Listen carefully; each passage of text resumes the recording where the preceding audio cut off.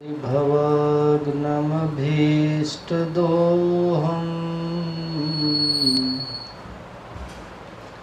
तीर्थास्पदं शिवविरञ्चिनुतं शरण्यं भृत्यार्तेऽहं प्रणतपाल भवाब्धिपोतं वन्दे महापुरुषते चरणारविन्दम्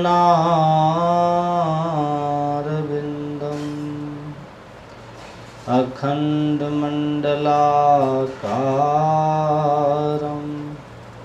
व्याप्तं येन चराचरं तत्पदं दर्शितं येन तस्मै श्रीगुरुवे नमः।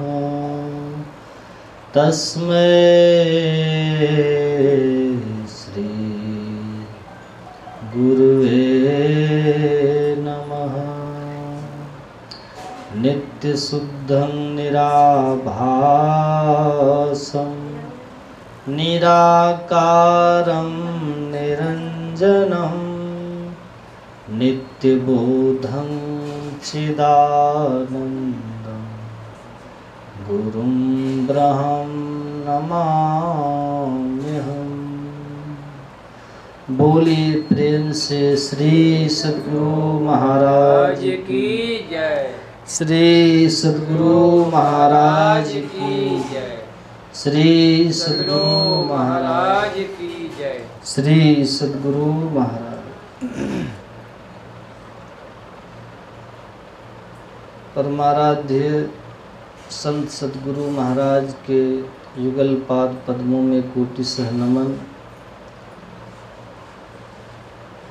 पूज्य महर्षि संत सेवी परमहंस जी महाराज के चरणों में कोटिशः नमन। पूज्य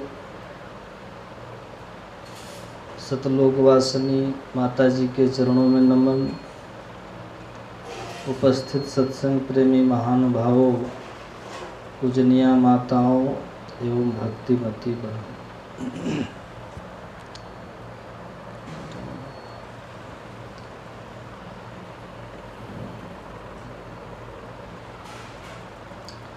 अभी हम लोग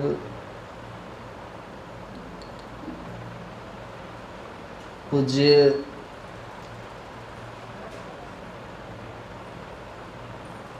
कांता माता जी के पुण्य स्मृति में हम लोग यहाँ बैठ कर के संत मत का सत्संग कर रहे हैं।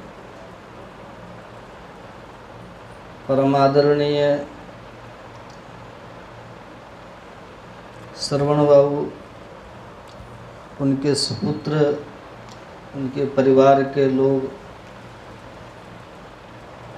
की यह सद्भावना है कि ये लोग इनके पुण्य स्मृति में सत्संग कर रहे हैं। सतलोक वासिनी पूज्य कांता माता जी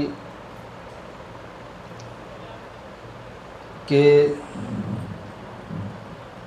पावन पुण्य स्मृति में आयोजित इस संतमत सत्संग में हम लोग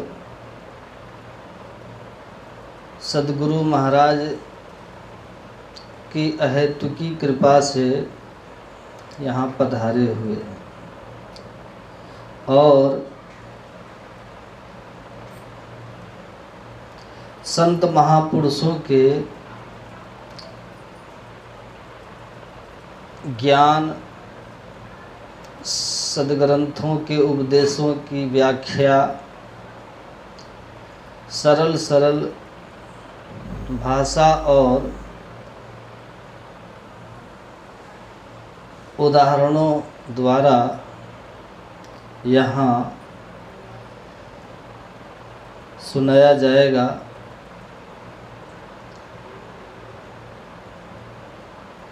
मुझे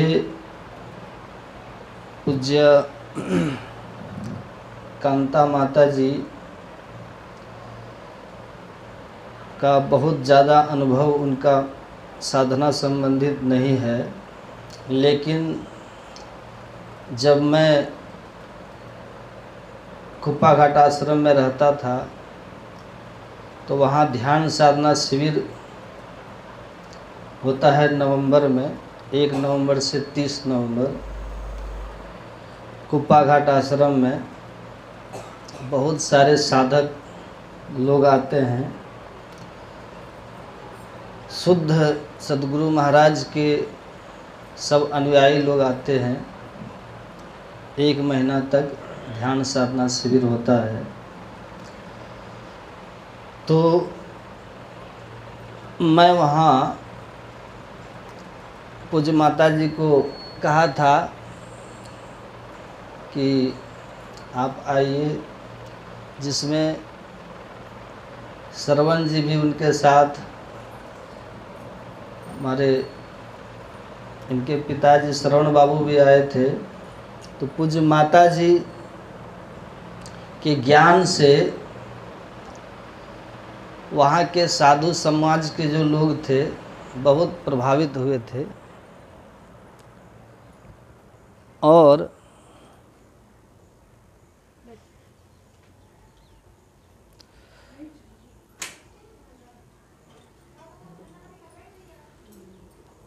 पूज्य